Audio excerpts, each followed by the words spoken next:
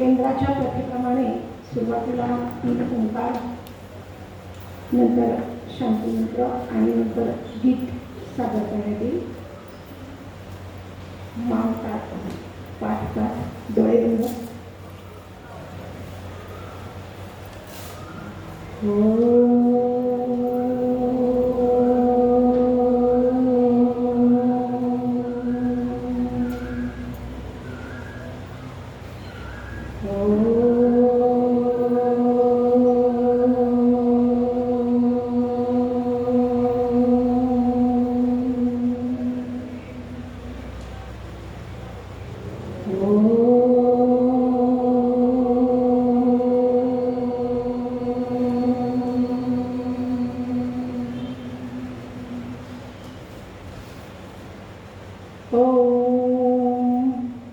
भद्रं कर्णेभिः श्रूयामदेवाः भद्रं पश्येमाक्षभिर्भद्राः स्थिरैरङ्गैः व्यशेम देवहितैर्यगायुः.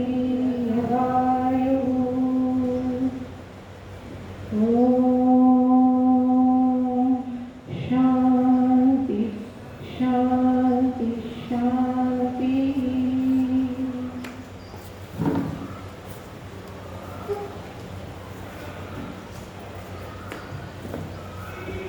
मातृभूमि गान से गूंजता रहे गगन, स्नेह नीर से सदा फूलते रहे सुमन.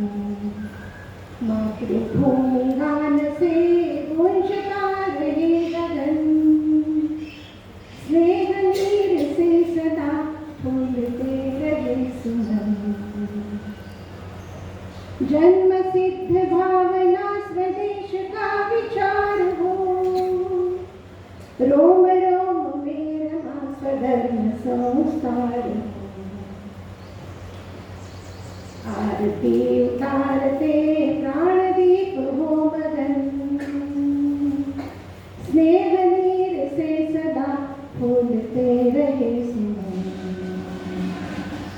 मातृभूमि गान से गूंजता रहे गगन, स्नेह नीर से सदा फूलते रहे सुमन. हार के सुसूत्रियों में मोतियों की पंक्तियां, ग्राम नगर प्रांत से संगठित शक्तियां. लक्ष लक्ष रूप से राष्ट्र हो विराजमान, स्नेह नीर से सदा फूलते रहे सुमन. मातृभूमि गान से गूंजता रहे गगन, स्नेह नीर से सदा फूलते रहे सुमन. ऐक्य शक्ति देश की प्रगति में समर्थ हो, धर्म आसरा लिए अर्थ काम मोक्ष हो. पुण्य भूमि आज फिर ज्ञान का बने सदन, स्नेह नीर से सदा फूलते रहे सुमन. मातृभूमि गान से गूंजता रहे गगन, स्नेह नीर से सदा फूलते रहे सुमन. स्नेह नीर से सदा फूलते रहे सुमन. स्नेह नीर से सदा फूलते रहे सुमन.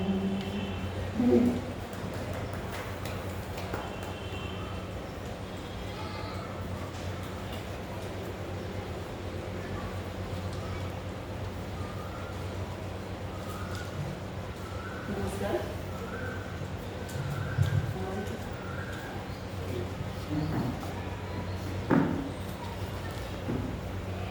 आपण ज्या कार्यक्रमासाठी इथे जमलेलो आहोत आणि ज्या संघटनेने हा कार्यक्रम आयोजित केलेला आहे, आपल्याला थोडाफार का होईना सगळ्यांना त्याचा परिचय आहेच आहे, पण मी ऑफिशियली त्याचा एक परिचय करून देते. म्हणजे आपल्याला त्या कार्यक्रमाचे म्हणजे आपण हा कार्यक्रम इथे कशासाठी घेतो आहोत वगैरे या सगळ्याची आपल्याला कल्पना येईल. तर आपल्याला सगळ्यांनाच माहिती आहे की रॉक मेमोरियलची स्थापना 1963 साली ही स्वामीजींच्या जन्मशताब्दी निमित्ताने झाली आणि त्यासाठी राष्ट्रीय स्वयंसेवक संघाकडून माननीय एकनाथजी रानडे यांना दायित्व दिलं गेलेलं होतं आणि त्यासाठी एकनाथजींनी अगदी सामान्य नागरिकापासून ते राष्ट्रपतींपर्यंत सगळ्यांच्या गाठीभेटी घेऊन अगदी 1 रुपया या नाममात्र देणगी मूल्यापासून ते काही लाख रुपयांच्या देणगीपर्यंत असा देणग्या गोळा करून रॉक मेमोरियलचा सगळा आर्थिक भार हा सांभाळलेला होता आणि रॉक मेमोरियलची स्थापना 1963 साली झाली. पण नुसतंच दगडविटांचं आपल्याला स्मारक नको होतं आणि त्याच्यामुळे जिवंत म्हणजे आपल्याला समाजामध्ये काम करायचं आहे आणि समाजामध्ये काम करण्यासाठी आपल्याला कार्यकर्ते हवेत आणि ते सुद्धा अतिशय समर्पित असे कार्यकर्ते. मग ते कार्यकर्ते तयार होतील अशी एखादी संघटना निर्माण करावं म्हणजे ते स्वामीजींचं खरंखुरं स्मारक होईल आणि यासाठी म्हणून विवेकानंद केंद्राची स्थापना झाली. एकनाथजी त्याचे संस्थापक होते आणि विवेकानंद केंद्राचं मुख्यालय जे आहे ते आपल्याला सगळ्यांना माहिती आहे की कन्याकुमारीला आहे आणि त्याचं कार्य हे विविध क्षेत्रामध्ये चालतं जसं शिक्षण, योग, नैसर्गिक साधन संपत्ती विकास, ग्रामविकसन, विवेकानंद केंद्र सांस्कृतिक संस्था, वैदिक दर्शन प्रतिष्ठान, विवेकानंद इंटरनॅशनल फाउंडेशन, अरुणाचल बंधू परिवार अशा विविध माध्यमातून विवेकानंद केंद्राचं काम हे चालतं आणि देशभरात हे काम पसरलेलं आहे. केंद्राच्या अरुणाचल प्रदेश, आसाम, अंदमान, तामिळनाडू आणि कर्नाटक या ठिकाणी शिक्षणाचं काम चालतं, तिथे शाळा आहेत. त्यानंतर कन्याकुमारी येथील मुख्यालय आहे. तसेच महाराष्ट्रात नाशिकजवळील पिंपळद येथे योग प्रशिक्षण शिबिर आणि कार्यकर्ता प्रशिक्षण शिबिर असे वर्षभराचे कार्यक्रम चालू असतात. त्यानंतर नुकताच सोलापूर येथे वयम हा प्रकल्प चालू झालेला आहे की ज्याच्यामध्ये विद्यार्थी, शिक्षक, पालक, नवजात बालकांच्या माता यांच्यासाठी योग प्रतिमानांच्या कार्यशाळा घेण्यात येणार आहेत आणि कुटुंब आणि नातेसंबंध हे कुठल्याही कार्याचं आणि समाजाचं तसेच राष्ट्राचा गाभा आहे. तर आपल्याला कुटुंब संस्था ही जास्त सशक्त करायची आहे आणि त्या दृष्टिकोनातून काम करण्यासाठी आपला सोलापूरचा प्रकल्प हा आपण उभारलेला आहे. तर त्याचा विकास करण्यासाठी ही प्रतिमानं आहे. पिंपळद येथील याच्यामध्ये प्रकल्पामध्ये शेती, जलव्यवस्थापन, गोसंवर्धन इत्यादी उपक्रम चालतात. तसंच विवेकानंद सेवा प्रकल्पामध्ये आरोग्य सेवा, स्वयंरोजगार मार्गदर्शन अशा प्रकारचे उपक्रम चालतात. आपला एक भाग हा प्रकाशन विभाग सुद्धा आहे आणि वेगवेगळ्या ठिकाणी म्हणजे जसं चेन्नई, त्यानंतर कलकत्ता अशा ठिकाणी विविध भाषांमध्ये आपली केंद्राची मासिकं म्हणा किंवा हे प्रकाशित केलं जातं. हिंदीमध्ये सुद्धा, इंग्लिशमध्ये सुद्धा प्रकाशित केलं जातं आणि महाराष्ट्रामध्ये विशेषतः मराठी प्रकाशन विभाग म्हणून आपला अतिशय मोठा विभाग आहे की जो स्वतंत्रपणे या सगळ्याचं काम बघतो. आणि याच प्रकाशन विभागाच्या मार्फत विवेक विचार म्हणून एक मासिक आपण दर महिन्याला काढतो. तर त्यासंबंधी अधिक माहिती आपल्याला अरुणाताई खाडीलकरांकडनं मिळू शकेल. बाकीची मी आता कारण आपल्याकडे आपण वेळ जो केंद्र परिचयासाठी दिलेला आहे तो कमी असल्यामुळे मी फक्त एक थोडासा देते परिचय. आपल्या सगळ्यांना परिपत्रकं दिलेली आहेत त्याच्यामुळे त्यात आपल्याला थोडा अधिक परिचय होईल आणि त्यातूनच आपण जास्त माहिती त्याबद्दल घेऊ शकता. आपलं हे जे केंद्राचं काम आहे म्हणजे मनुष्य निर्माणातून राष्ट्र पुनरुत्थानाचं काम, हे मुख्यतः आपण जे बघितलं की एवढे सगळे जे कार्यक्रम चालतात तर हे कोणाच्या जोरावर चालतात तर कार्यकर्त्यांच्या जोरावर. आणि हे कार्यकर्ते निर्माण करण्यासाठी आपण मुख्यतः 5 प्रमुख उत्सव आपण घेत असतो वर्षभरामध्ये. तर त्याच्यामध्ये पहिला जो असतो समर्थ भारत पर्व की जो 25 डिसेंबर ते 12 जानेवारी या कालावधीमध्ये असतो आणि त्याच्यामध्ये स्वामी विवेकानंदांच्या वरती विविध म्हणजे त्यांचं कार्य आणि विचार, त्यांचं जीवनचरित्र या संदर्भात प्रचार आणि प्रसार करण्याचा आपण विविध उपक्रमांच्या माध्यमातून काम करतो. त्यानंतर गुरुपौर्णिमा म्हणजेच आषाढ पौर्णिमा हा कार्यक्रम आपण घेतो. विश्व बंधुत्व दिन हा 11 सप्टेंबर रोजी घेतो. माननीय एकनाथजींचा जयंती दिवस म्हणजेच साधना दिवस म्हणून आपण घेतो, तो 19 नोव्हेंबरला असतो. आणि गीता जयंती म्हणजेच मार्गशीर्ष शुद्ध द्वादशी. तर हे आपण 5 उत्सव घेत असतो आणि त्यातले समर्थ भारत पर्व आणि विश्व बंधुत्व दिन हे पूर्ण पुणे महानगराच्या पातळीवर घेतले जातात. आणि बाकीचे जे 3 आहेत, गुरुपौर्णिमा, आषाढ पौर्णिमा आणि गीता जयंती साधना दिवस, हे जे 3 उपक्रम आहेत हे आपण पुणे महानगर हे खूप मोठं असल्यामुळे आपण त्याचे छोटे छोटे विभाग केलेले आहेत. त्याला आपण विस्तार असं म्हणतो आणि त्या विस्तारांमध्ये आपण ते घेत असतो. आणि जर आवश्यकता वाटली तर पूर्ण महानगराच्या पातळीवर पण ते घेतो. आणि ह्या सगळे उत्सव किंवा आपण जे उपक्रम म्हणतो ते घेण्यासाठी म्हणून पुन्हा कार्यकर्त्यांची जी मानसिक जडणघडण आहे किंवा ही सगळी जी तयारी आहे ही आपल्या कार्यपद्धतीतून होत असते. तर ती कार्यपद्धती काय आहे हे मी थोडक्यात सांगते. आपले योग वर्ग ही पहिली कार्यपद्धती आहे की जी सर्व वयोगटांसाठी आहे. त्यानंतर स्वाध्याय वर्ग हा सुद्धा सर्व वयोगटांसाठी आहे. मुख्यतः योग वर्ग हा शारीरिक तयारीसाठी आणि आध्यात्मिक पातळीसाठी, आध्यात्मिक स्तर तुमचा उंचावा यासाठी म्हणून योग वर्ग हा आहे. स्वाध्याय वर्ग हा तुमची वैचारिक बैठक, एखाद्या संघटनेचं आपण जेव्हा काम करत असतो त्यावेळेला आपली वैचारिक बैठक पक्की असली पाहिजे आणि त्यासाठी म्हणून आपण स्वाध्याय वर्ग आयोजित करत असतो. आणि हे सगळे नियमित उपक्रम असतात, साप्ताहिक उपक्रम असतात. संस्कार वर्ग हा मुख्यतः लहान मुलं आणि किशोरवयीन मुलांसाठी असतो की लहान वयामध्येच त्यांना शारीरिक तयारी, त्यांची मानसिक तयारी, मानसिक थोडी जडणघडण, त्यांच्यावर थोडे संस्कार आपल्या भारतीय संस्कृतीचे, आपले जे भारतीय जे नेते आहेत किंवा संत मंडळी आहेत किंवा जी प्रेरणादायी व्यक्तिमत्व आहेत, तर अशांची त्यांना माहिती व्हावी यासाठी म्हणून संस्कार वर्ग या सगळ्यासाठीचे उपक्रम हे संस्कार वर्गांमध्ये घेतले जातात.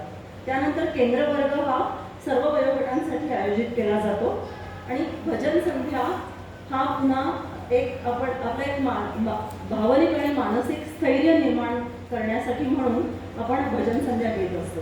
आणि साहित्य सेवा म्हणजे मराठी प्रकाशन विभागातर्फे जी पुस्तकं प्रकाशित केलेली आहेत, म्हणजे स्वामी विवेकानंद तसेच भारतीय संस्कृती आणि भारतीय परंपरा यांचा प्रचार आणि प्रसार करण्यासाठी आपण जी पुस्तकं छापलेली आहेत, तर त्यांची विक्री ही वेगवेगळ्या उपक्रमांच्या ठिकाणी, म्हणजे आपण जे उत्सव घेतो किंवा मोठे म्हणजे आता हे व्याख्यान घेतलेलं आहे, तर आपण बघितलं तर मागे आपल्या इथे बुक स्टॉल पण आहे. तर अशा ठिकाणी आपण साहित्य सेवा लावत असतो किंवा ठिकठिकाणी विविध कार्यक्रम, गणेशोत्सव असेल म्हणा किंवा आपला सवाई गंधर्व कार्यक्रम असेल, तर अशा ठिकाणी आपण हे साहित्य सेवेचं हे लावत असतो. आणि त्या माध्यमातून आपण स्वामी विवेकानंदांचे विचारांचा प्रचार आणि प्रसार करत असतो. तर पुणे महानगर हे तसं मी आधी सांगितलं तसं की हे खूप मोठं आहे आणि त्यामुळे त्याचे वेगवेगळे छोटे छोटे विस्तार केलेले आहेत. आणि आपला हा जो भाग आहे याला आपण कात्रज विस्तार असं म्हणतो की त्याच्यामध्ये बिबेवाडी, सिंहगड रोड, सहकार नगर भाग, त्यानंतर कात्रज भारती विद्यापीठ हा सगळा भाग येतो. लष्कर भाग हा सुद्धा त्याच्यामध्ये येतो. आणि ह्या सगळ्यामध्ये म्हणजे आत्ताचं जे मी थोडंसं सांगणार आहे ते ह्या भागामध्ये आपण जे काम चालू केलेलं आहे त्याबद्दल सांगणार आहे. आणि आपल्याला ही जी आपण कार्यपद्धती आत्ता जी सांगितली, तर आपल्याला त्यात कोणत्या ह्याच्यामध्ये सहभागी व्हायचं असेल तर आपण जरूर म्हणजे आपल्याला कार्यक्रम झाल्यानंतर आपण जेव्हा घरी प्रस्थान कराल तेव्हा बाहेर आपल्याला अभिप्रायासाठी म्हणून एक वही ठेवलेली आहे. तर त्याच्यामध्ये आपण आपला अभिप्राय नोंदवू शकता, आपलं नाव आणि फोन नंबर देऊ शकता आणि कुठल्या कार्यपद्धतीमध्ये आपल्याला रस आहे किंवा आपण सहभागी होऊ शकता हे पण आपण तिथे नोंदवू शकता. म्हणजे आम्ही आपल्याला संपर्क करू आणि आपल्याला सहभागी करून घेऊ या दैवी कार्यामध्ये. त्याचबरोबर जर आपल्याला सहभागी होणं शक्य नसेल प्रत्यक्ष, तर आपण आपल्याला जी माहिती मिळालेली आहे ती आपण सहज कोणाकडे गेलो तर गप्पांच्या माध्यमातून आपण इतरांना सांगू शकता किंवा आपण आर्थिक मदतही देऊ शकता. तर त्यासाठी परिपोषक योजना म्हणून असते, तर त्या परिपोषक योजनेची माहिती सुद्धा आपल्याला जी परिपत्रकं दिलेली आहेत त्याच्यामध्ये आपल्याला मिळेल. मी तीच माहिती इथे देण्यामध्ये वेळ घालवणार नाही.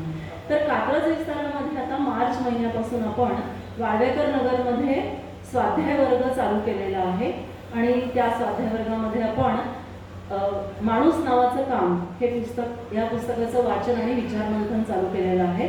हे पुस्तक जे आहे ते माननीय यशवंतराव केळकर जे अभाविपचे संस्थापक होते आणि त्यांनी तरुण वर्गामध्ये काम कसं उभं केलं, त्यांच्या तरुण वर्गाशी वयाने मोठे असून सुद्धा आपण तरुण वर्गाशी आपल्या तारा कशा जुळवून आपलं काम कसं वाढवायला पाहिजे हे त्या पुस्तकातनं आम्ही शिकतो आहोत. तर अशा पद्धतीनं आपल्याला आणि संस्कार वर्ग वगैरे पण चालू करायचे आहेत, केंद्र वर्ग चालू करायचे आहेत. तर आपण कोणत्या याच्यामध्ये सहभागी होण्यासाठी इच्छुक आहात ते आपण अभिप्राय वहीमध्ये नोंदवू शकता. मी आता जास्त वेळ घेत नाही ह्याच्यामध्ये. मुख्य आपली जी आता हा जो कार्यक्रम आहे म्हणजे सौ वसुंधराताई सातवळेकर स्मृती व्याख्यान, तर त्याची थोडीशी मी पार्श्वभूमी सांगते की सौ वसुंधराताई सातवळेकर ह्या पूर्वी बिबवेवाडी परिसरामध्येच त्यांचा बंगला होता आणि त्या तिथे राहत होत्या. त्यांनी पत्रद्वारा दासबोध याच्या सर्व परीक्षा पूर्ण करून दासबोधाचा नुसता अभ्यासच नव्हे तर दासबोध प्रत्यक्ष जीवनात उतरवलेला होता. त्यांचे समर्थ रामदास स्वामी आणि स्वामी विवेकानंद हे दोन योद्धे संन्यासी हे आदर्श होते आणि त्यांच्या कार्याचा आणि उपदेशाचा जीवनात कसा उपयोग करायचा हे सौ वसुंधराताईंनी अनेक मार्गांनी शिकवलं. त्यासाठी त्यांनी लहान मुलांसाठी संस्कार वर्ग घेतले आणि मोठ्यांसाठी प्रवचनही केली. त्याचप्रमाणे गोष्टीरूप मनाचे श्लोक आणि एकनाथांचे भारू यावर पुस्तकंही लिहिली. आणि या सगळ्या कार्याचा परिपाक म्हणजे इथून पुढे कात्रजच्याच पुढे गुजरवाडी म्हणून एक भाग आहे, तर तिथे त्यांनी ओंकार ट्रस्टची स्थापना केली आणि त्या ट्रस्ट मार्फत दरवर्षी संतांवर एक अंक निघतो आणि अजूनही तो निघतो आहे. त्यानंतर ह्या ट्रस्ट मार्फतच हे गरीब मुलांना शिक्षणासाठी अभ्यासवृत्ती पण प्रदान करतात आणि आता त्या ट्रस्टच्या ज्या इमारती आहेत तिथे MPSC आणि UPSCचे अभ्यास करणारे जे विद्यार्थी आहेत त्यांच्या राहण्याची आणि शिक्षणाची सोय तिथे केलेली आहे. तर त्यांच्या या वसुंधराताईंच्या स्मृतिप्रित्यर्थ त्यांचे यजमान श्री भालचंद्र सातवळेकर यांच्या सहकार्याने विवेकानंद केंद्र पुणे गेल्या 20 वर्षांहून अधिक काळ सौ वसुंधराताई सातवळेकर स्मृती व्याख्यान आयोजित करत आहे. विवेकानंद केंद्राच्या कार्याची माहिती आणि वसुंधराताईंच्या स्मृती जागृतीसाठी हे व्याख्यान ह्यावर्षी आपण आपल्याच भागात म्हणजेच वसुंधराताईंच्या कर्मभूमीत आयोजित केलेलं आहे. तर या अतिशय प्रेरणादायी अशा व्याख्यानासाठी आपल्याला म्हणजे स्मृती व्याख्यानासाठी आपल्याला सौ रुजुता वाळिंबे या वक्त्या म्हणून लाभलेल्या आहेत. मी त्यांचा थोडक्यात आपला परिचय करून देते. सौ रुजुता वाळिंबे यांचं शालेय तसंच महाविद्यालयीन शिक्षण हे महाराष्ट्रात विविध ठिकाणी चालू असून त्या नृत्य विशारदही आहेत. त्यांच्यावर लहानपणापासूनच आध्यात्मिक संस्कार झाले. महाविद्यालयीन जीवनात चिन्मय मिशनशी त्या जोडलेल्या होत्या आणि विवाहोत्तर पुण्यात आल्यानंतर त्यांनी काही काळ आकाशवाणी पुणे केंद्रात काम केलं आहे. समर्थव्रती सुनीलजी चिंचोळकरांचा अनुग्रह आणि मार्गदर्शन प्राप्त झाल्यावर त्यांनी त्यांच्या मार्गदर्शनाखाली दासबोध, समर्थचरित्र आणि संतचरित्रांचा अभ्यास केला. आचार्य किशोरजी व्यास यांच्या मार्गदर्शनाखाली वाल्मिकी रामायण व महाभारत यांचाही त्यांनी अभ्यास केला. महाराष्ट्र, कर्नाटक, आंध्र प्रदेश इत्यादी प्रांतात रुजुताताईंनी अभ्यासलेल्या विषयांवर त्यांची 700हून अधिक प्रवचनं झालेली आहेत. या सेवेसाठी त्यांना विविध पुरस्कारही प्राप्त झालेले आहेत. अशा सुविद्य आणि साधिका रुजुताताईंचे विवेकानंद केंद्रातर्फे मनपूर्वक स्वागत आणि पुणे केंद्रातील ज्येष्ठ कार्यकर्त्या आणि अंजलीताई यांना मी विनंती करते त्यांनी विवेकानंद पूर्णपणे शाखेच्या विद्यार्थ्यांचा सत्कार करावा.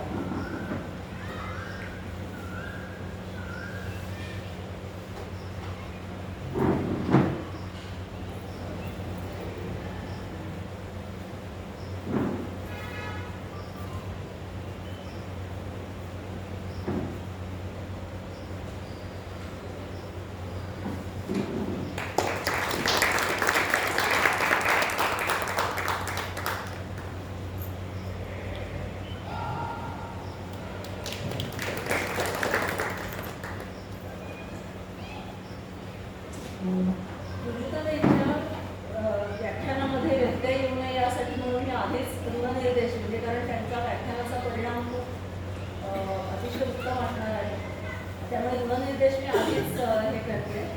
तर हे ढुमे सभागृह जिथे आपण हे व्याख्यान आयोजित केलेलं आहे ते मिळवून देण्यासाठी सहकारनगर प्रभागाचे नगरसेवक श्री महेश बाबळे यांचे आभार मानते. ढुमे क्रीडा संकुलाची जागा उपलब्ध करून देण्यासाठी तेथील व्यवस्थापकांचे आभार मानते. माईक आणि स्पीकर व्यवस्था उपलब्ध करून देण्यासाठी श्री राजू जोशी यांचे आभार मानते. कार्यक्रमाचे प्रसिद्धीसाठी फ्लेक्स तयार करून दिले त्यासाठी गौरी आर्ट्सचे श्री विवेक सोळकर यांचेही आभार मानते. कार्यक्रमाच्या ठिकाणी रांगोळी काढून वातावरणात प्रसन्नता आणण्यासाठी गौरीताई सोळकर यांचेही आभार मानते. माध्यम प्रसिद्धीसाठी स्थानिक कार्यक्रमात या कार्यक्रमाची माहिती देणाऱ्या सकाळ या वृत्तपत्र समूहाचेही आभार मानते. पाहुण्यांच्या कॉफीपानाची व्यवस्था करणाऱ्या सुविधाच्या मनीषा आपटे यांचेही आभार मानते. सरतेशेवटी वक्त्यांनी वेळात वेळ काढून आपल्यासमोर विषयाची मांडणी करण्यासाठी त्या उपस्थित आहेत म्हणून सौ रुजुताताई वाळिंबे यांचेही आभार मानते. आणि श्रोतेगण की ज्यांच्यामुळे व्याख्यान कधीच पूर्ण होऊ शकत त्यांच्याशिवाय पूर्ण होऊ शकणार नाही तर श्रोतेगणांचेही यासाठी इथे उपस्थित असण्यासाठी आभार मानतो. आता गजानन दादांना मी विनंती करते की विवेकवाणीसाठी सांगतो.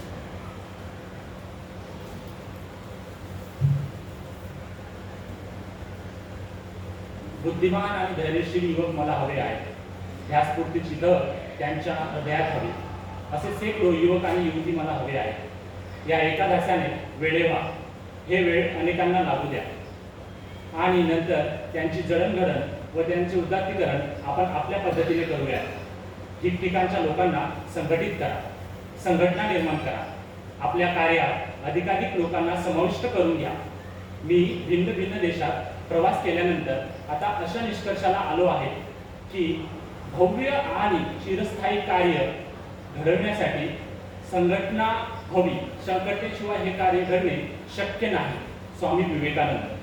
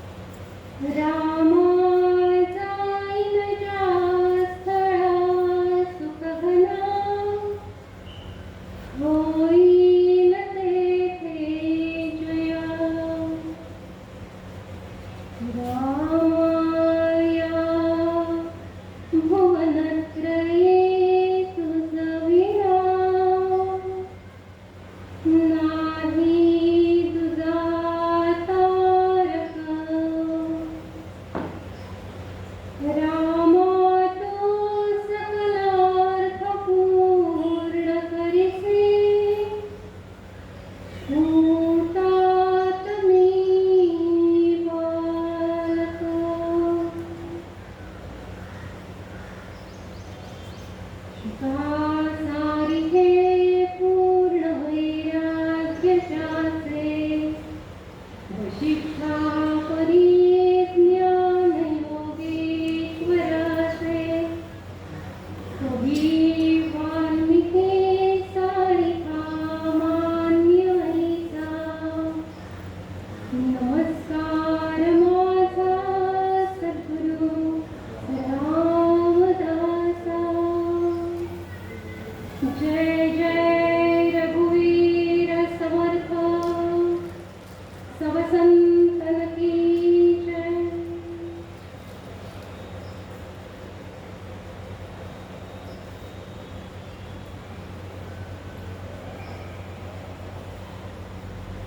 अत्यंत भारावलेल्या आणि प्रसन्न अशा वातावरणामध्ये आज स्वामी विवेकानंदांच्या केंद्रामध्ये आणि अत्यंत श्रद्धेय आदरणीय अशा वसुंधराताईंच्या स्मृतिप्रित्यर्थ ही छोटीशी वाकसेवा करण्याची सेवा जी मिळालेली आहे हा अतिशय कृतज्ञतेचा हृदयाचा अनुभव आहे। आज सगळ्यात पहिल्यांदा स्मरण होत आहे ते श्रद्धेय माझे गुरु आदरणीय सुनीलजी चिंचोळकर काका। कारण मला आठवतंय 15-16 वर्षांच्या पूर्वी ज्या वेळेला काकांनी, मी काका म्हणत असे, ज्या वेळेला अभ्यास करायला लावून काहीतरी प्रवचन सेवा ही आपल्याला आली पाहिजे, आपल्याकडे असलेल्या गुणांचा उपयोग आपण समाजाकरता करून दिला पाहिजे, आणि अशा त्या पहिल्या काळामध्ये मला आठवतं की याच वसुंधराताई सातवळेकर यांच्या स्मृतिप्रित्यर्थ होणारा हा कार्यक्रम त्यांच्या घरी, त्यांच्या गच्चीत हा होत असे त्यावेळेला, आणि तिथे सातवळेकर काकांनी आज ते माझ्यासमोर उपस्थित आहेत ती आठवण तेव्हाची की काही अनुभव पाठीशी नसताना त्यांनी हे काम करण्यासाठीचं जे प्रोत्साहन दिलं होतं, आणि मला असं वाटतं की आदरणीय वसुंधराताईंचंच हे माझ्या पाठीशी असलेला त्यांचा आशीर्वाद आज 13-14 वर्ष मी पुन्हा एकदा या ठिकाणी मला घेऊन आला, आणि मला ही सेवा करण्याची ही संधी जी मिळाली आहे ही केवळ आणि केवळ गुरुकृपेनं आणि अशा सात्विक श्रद्धे अशा ताईंच्यामुळे मला मिळालेली। त्यामुळे चिंचोळकर काका, वसुंधराताई आणि माझे गुरु आचार्य किशोरजी व्यास यांच्या चरणी नतमस्तक होते। स्वामी विवेकानंद केंद्रामध्ये अनेक वेळेला नाशिक विभागामध्ये पिंपळद आणि तिथेही बरीचशी सेवा केलेली आहे, त्यामुळे आपल्या घरीच आल्यासारखं वाटतं। स्थान फक्त वेगळं आहे, पण केंद्रामध्ये काम करणं आणि केंद्रासाठी काम करणं याचा एक आनंद वेगळा आहे, आणि त्यामुळे घरामध्येच बसून थोडासा एक विचारांचं आपलं चिंतन काय आहे, आणि त्याच्यामध्ये आपण त्यांनी विषय पण इतका सुंदर सांगितला, जयंतदादा आले होते की समर्थांचं संघटन असा विषय। मुळात आता आपण सगळा केंद्राचा परिचय ऐकताना हे सगळं संघटनच आहे, आणि त्या संघटनामध्ये श्रद्धेय स्वामी विवेकानंदांचं जे स्वप्न होतं ते पूर्ण करण्याकरता म्हणून जे कार्य केलं जातं तेच स्वामी विवेकानंदांनी जे अपेक्षिलेलं आहे तीच सूत्र सगळी समर्थ रामदास स्वामींनी सांगितलेली आहे, आणि ती काय सांगितलेली आहे हे बघण्याकरता आपण या ठिकाणी आज जमलेलो। आचार्य किशोरजी व्यास माझे गुरुजी त्यांच्या चरणाची बसून 2 विषयांचा अभ्यास केला, एक म्हणजे रामायण आणि महाभारत। आणि महाभारत हा ग्रंथाचा अभ्यास करताना असं लक्षात आलं की त्यामध्ये काय नाहीये, आणि दासबोधाचा अभ्यास जवळजवळ 10-12 वर्ष चिंचोळकर काकांच्या चरणाशी बसून केला। त्यामुळे महाभारत आणि दासबोध हे किती साम्य आहे त्याच्यामध्ये हे लक्षात येतं, आणि त्यामुळे सुरुवात करताना कशी सुरुवात करायची एकदम सूत्र आपण बघणार नाही, त्यामुळे सगळ्यात पहिल्यांदा मला आठवलं की स्वामी विवेकानंद केंद्रामध्ये आपल्याला बोलायचं आहे आणि समर्थांच्या संघटन सूत्राविषयी बोलायचं आहे। तर महाभारतातला एक प्रश्न अत्यंत भारतीय संस्कृतीचं यथार्थ दर्शन घडवणारा हा महाभारत आहे. आणि त्याच्यामध्ये यक्षप्रश्न नावाचं एक जे प्रकरण आहे ते अत्यंत मननीय अशा प्रकारचं आहे, चिंतनशील आहे. आणि या यक्षानं धर्मराज युधिष्ठिराला 100 प्रश्न विचारले. त्यामधला एक प्रश्न अतिशय सुंदर आहे.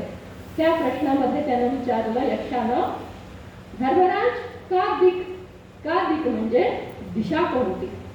दिशा कोणती असा प्रश्न आपल्याला जर कोणी विचारला तर आपण दशदिशा आहे कुठलंही नाव सांगू शकतो, कुठली दिशा. पण धर्मराज आहे आणि त्यांनी जे उत्तर दिलंय ते फार चिंतनशील मननशील अशा प्रकारचं आहे. धर्मराज असं म्हणतात, संतोदिक म्हणजे दिशा कोणची महत्वाची आहे? दिशा ती महत्वाची आहे जी संतांनी दाखवलेली दिशा आहे. म्हणजे व्यवहाराच्या पहिल्या पायरीपासून ते परमार्थाच्या अंतिम स्थितीपर्यंत जीवनामध्ये ज्या मार्गावरून आपल्याला जायचंय त्याचा आधारभूत आपण कोणती दिशा घेऊन पुढे जायचंय तर ती दिशा धरावी जी संतांनी दाखवलेली असते. आणि म्हणून या ठिकाणी आपल्याला स्वतः समर्थ रामदास स्वामींच्या जीवनामध्ये आणि त्यांच्या वाङ्मयामध्ये या माध्यमातून दाखवलेली दिशा आपल्याला दिसून येते.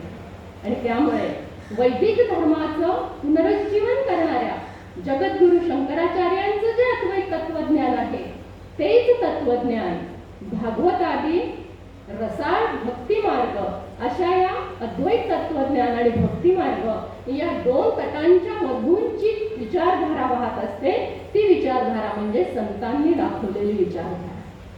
आणि याच करता आपल्याकडे या भागवत धर्माचा पाया रचणारे कोण आहेत तर ते संत श्री ज्ञानेश्वर महाराज. आणि या संतश्रेष्ठ ज्ञानेश्वर महाराजांनी भागवत धर्माचा पाया रचलेला आणि त्यांचं वैशिष्ट्य म्हणजे प्रतिभा सामर्थ्य. आपल्याकडच्या एक संतांचं सामर्थ्य काय आहे ते बघूया. माऊलींचं आहे प्रतिभा सामर्थ्य. त्यानंतर या माऊलींचे लढिवाळ सांगण्यात येतात ते म्हणजे नामदेव महाराज. या नामदेव महाराजांचं सामर्थ्य प्रचार सामर्थ्य, अद्भुत प्रचार कार्य त्यांनी त्या काळामध्ये केलेलं आहे. आणि त्यानंतर येतात ते ज्ञान कर्म भक्ती योग या सर्वांगाने परिपूर्ण असणारा आणि तरी सुद्धा हे सगळं साधून अव्यंग प्रपंच करणारे आहेत ते म्हणजे आमचे नाथ महाराज. एकनाथ महाराजांचं सामर्थ्य सांगायचं आहे ते म्हणजे अव्यंग प्रपंच आहे. आणि त्यानंतर येते ती प्रपत्ती. प्रपत्ती याचा अर्थ तळमळ, आत्यंतिक तळमळ. भगवंत प्राप्तीची आत्यंतिक तळमळ जी आहे ते बळ आहे आमच्या जगद्गुरु तुकोबारायांचं.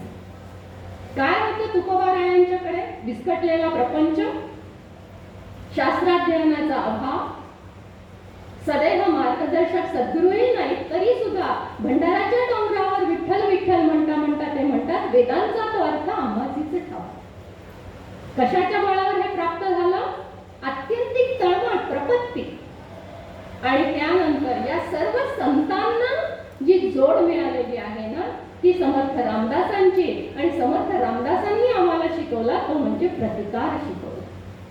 आणि ही पंचसूत्री जी आहे ना त्या पंचसूत्रीचा जर आपण अवलंब केला तर जीवनामध्ये आपल्या धन्यता प्राप्त होते. प्रतिभा, प्रचार, अव्यंग प्रपंच, प्रपत्ती आणि प्रतिकार या ज्या संतांनी आम्हाला घालून दिलेल्या त्यांच्या सामर्थ्यांना एकत्र केलं तर आपलं जीवन हे धन्य धन्य होऊन जातं.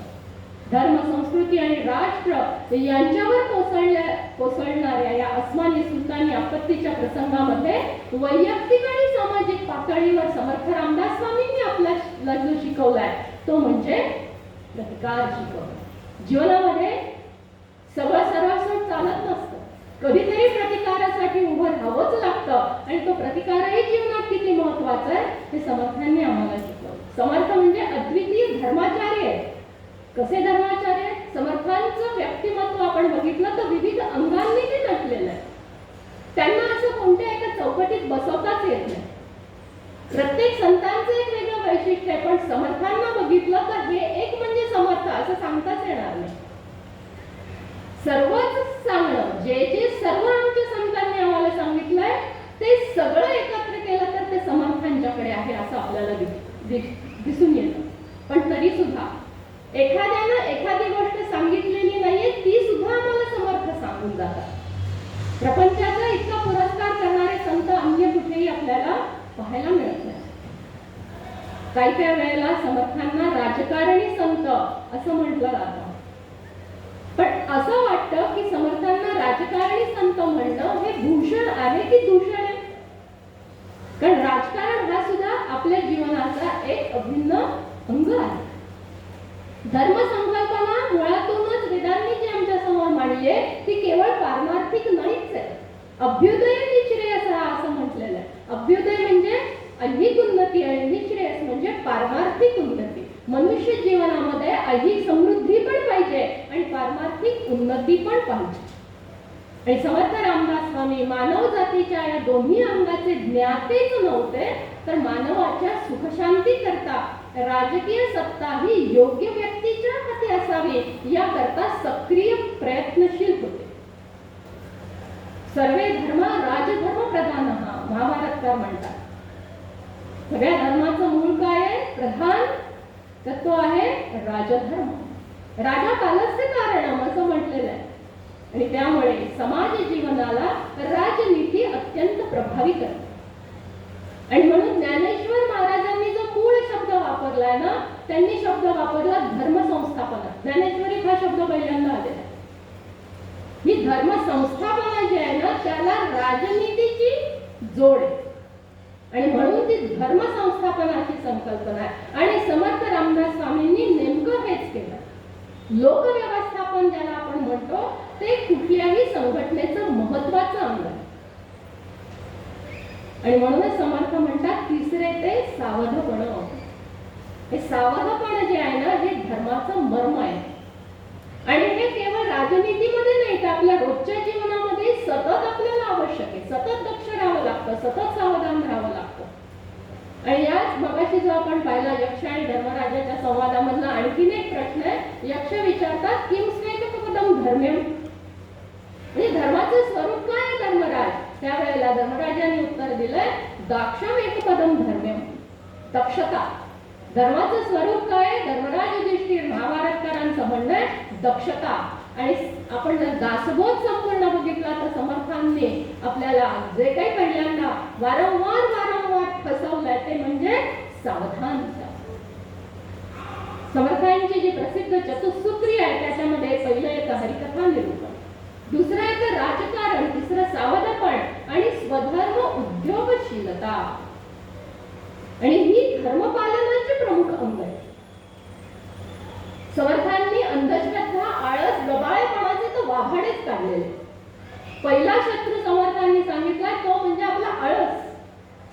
क्रमांक 1 वर आहे. दैववादाला कधीही समर्थांनी स्थान दिलेलं नाहीये.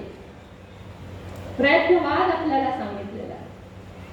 समर्थांनी त्या काळामध्ये महिलांना प्रबुद्ध करून मठपती केलेलं आहे. इतकंच काय, विधवा वेणाबाईंना कीर्तना करता उभं केलेलं आहे. आज आमच्या संत वेणाबाईंचा स्मृती दिन. किती योग्य आहेत आज लक्ष आहे. इतिहासात म्हणून समर्थांच्या सारखं अन्य दुसरं व्यक्तिमत्वच नाही. जर आपण महर्षी वेदव्यास देवर्षी नारदांच्या पासून आतापर्यंत आलो ना तर आपल्या लक्षात येईल का हे वाक्य जे आहे ना, इतिहासात समर्थांच्या सारखं अन्य व्यक्तिमत्व नाही. तर आपण बघूया देवर्षी नारदांनी काय केलं. देवर्षी नारदांनी लोकजागृतीचं अफाट काम केलेलं, परंतु फार काही लेखन त्यांच्याकडनं घडलं नाही. महर्षी वेदव्यासांनी काय केलं, अफाट लेखन केलेलं आहे, परंतु माणसं घडवण्याचं कार्य काही त्यांच्याकडून तितकंसं झालेलं नाही. आदि शंकराचार्य 6 तारखेला आता शंकराचार्यांची जयंती आहे. या आदि शंकराचार्यांनी धर्माची पुनर्स्थापना केलेली आहे, पण राजनीतीकडे लक्ष द्यावं इतकं त्यांना कधी फारसं वाटलं नाही. आर्य चाणक्य येतात, त्यांनी राजनीती केली. त्यांनी अर्थशास्त्रासारखा अत्यंत बहुमूल्य ग्रंथ आपल्याला दिला, पण आध्यात्मिक मार्गदर्शनाची अपेक्षा आर्य चाणक्यांच्याकडून ठेवता येत नाही. योगी अरविंद योगाभ्यास केला, विपुल लेखन केलं, पण समर्थांच्या सारखं भारतभर संचार करणं हे जीवन कार्याचं त्यांच्या एक अंग नव्हतं. पण इथे आपण समर्थांच्याकडे जर बघितलं तर अफाट लेखन केलेलं आहे, लोकजागृतीचं कार्य आजीवन केलेलं आहे, अखंड भ्रमण केलेलं आहे, योगाभ्यास केलेला आहे, माणसं घडवण्याचं कार्य केलेलं आहे, भक्तिमार्ग सांगितला आहे, राजनीती राजधर्माचा पुरस्कार केलेला आहे आणि आध्यात्मिक मार्गदर्शनही केलेलं आहे. आणि हे सगळं एकत्र केलं तर त्याला नाव देता येईल समर्थ रामदास स्वामी. आणि म्हणून इतिहासामध्ये समर्थांच्या सारखं अन्य व्यक्तिमत्व नाही. म्हणून मगाशी जे म्हटलं की महाराष्ट्रीय भागवत धर्माचा जो मंदिराचा पाया जो रचलेला आहे तो संत सम्राट ज्ञानेश्वर माऊलींनी रचलेला आहे. आणि मंदिराचा शोभायमान कळस जो झालेला आहे तो तुकोबारायांचा आहे. आणि त्याच्यावरती कळसावरती काय असतं? ध्वज असतो. आणि तो ध्वज म्हणजे या भागवत धर्माच्या मंदिरावरती फडकणारा ध्वज जो आहे प्रेरणादायी, ते म्हणजे समर्थ रामदास स्वामी. तुका झालासे कळस ध्वज होई रामदास, असे समर्थ रामदास स्वामी. उत्कट भक्तीने परमार्थ कसा करावा आणि दक्षतेनं प्रपंच यशस्वी कसा करावा याचे सूत्र समर्थ आम्हाला देतात. आणि या दोन्ही आघाड्यावरती प्रयत्नवादाचे प्रखर पुरस्कर्ते समर्थ आहे आणि दैववादाचे खंडन करते पण समर्थच आहे. कधी प्रारब्ध असं म्हणून रडत बसलेलं समर्थांना आवडत नाही. यत्न तो देव जाणावा असं म्हटलं समर्थांनी. म्हणजे काय? प्रयत्नवादाला परमेश्वरी स्तरावरती नेऊन ठेवलं समर्थांनी आणि अचूक यत्न करावा म्हणून प्रयत्नवादाचं मर्मही सांगितलं आपल्याला. प्राप्त झालेल्या मनुष्य जन्माचं सार्थक करण्याकरता समर्थांनी आपल्याला याच जन्मामध्ये स्वजीवनाचा, आपल्या परिवाराचा, आपल्या समाजाचा आणि आपल्या राष्ट्राचा स्वर्ग बनवण्यावर शिकवलेलं आहे. रोजचं जीवन अनेकदा असा प्रश्न समोर येतो अनेक ठिकाणी म्हणताना की कशाला ही प्रवचन, कशाला हे जप जाप्य अभ्यास विविध ग्रंथांचे आणि कशाला हे केंद्र आणि कशाला हा अभ्यास? एकच कारण आहे का की मृत्यूनंतर स्वर्गप्राप्ती? तर मृत्यूनंतर स्वर्गप्राप्ती करता हे नाहीये, तर याच मनुष्य जन्मामध्ये हा मनुष्य देह प्राप्त झालेला असताना माझ्या संपूर्ण जीवन यात्रेचा स्वर्ग बनवण्याकरता हा सगळा अभ्यास. आणि हा कसा असला पाहिजे हे शिकवणारी सूत्र समर्थांनी आम्हाला दिली. आणि हे कशामुळे घडणार आहे? तर केवळ स्वधर्म पालनामुळे होणार. माझ्या जीवनात माझ्याकरता म्हणून काहीतरी एक स्वधर्म आहे. प्रत्येक नातेसंबंधाने, प्रत्येक वेगवेगळ्या परिस्थितीमध्ये प्रत्येकाशी वागताना माझा स्वधर्म जो असेल त्या नात्याशी तसं मला वागता आलं पाहिजे. म्हणून आपल्याकडे वैचारिक स्वातंत्र्य जरी दिलेलं असलं तरी आचाराचं स्वातंत्र्य आपण कधीच घेऊ नये. हे समर्थांनी आपल्याला पक्क शिकवलं.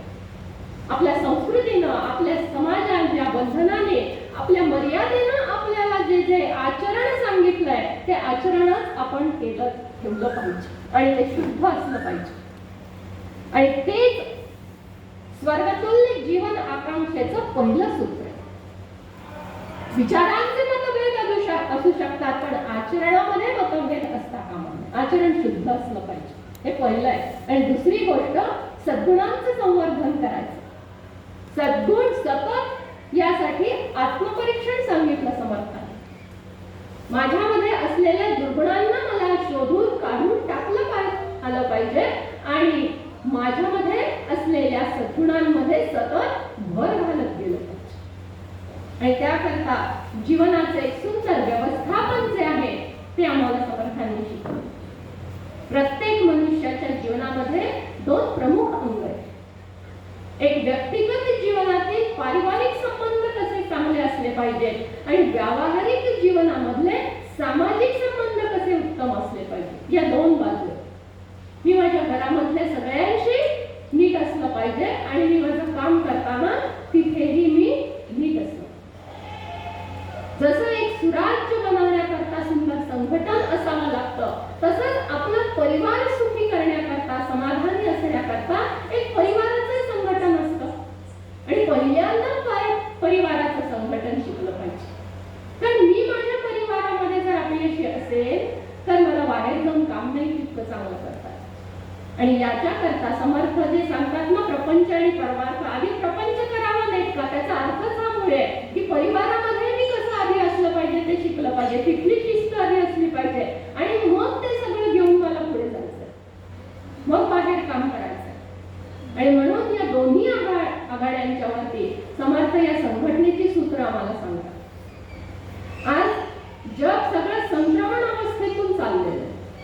आपल्या सगळ्यांना माहिती आहे की कसे बदल होत चाललेले आहेत. मागची पिढी, आमची पिढी आणि आता येणारी पुढची पिढी. आणि मग आपण या मतभेदांना, या वैचारिक मतभेदांना काय नाव देतो? म्हणूनच नाव देऊन टाकतो, जनरेशन गॅप. पण हे काय होतंय, काय चाललंय? एका खोलीमध्ये आपल्याला सगळं जग एका छोट्याशा त्या लॅपटॉपमध्ये, कम्प्युटरमध्ये, त्या इंटरनेटमुळे आपल्याला सगळं दिसतंय. आपण जोडले जातोय सगळ्यांशी, पण सगळं जग एका खोलीमध्ये आपल्या सामावलं गेलंय.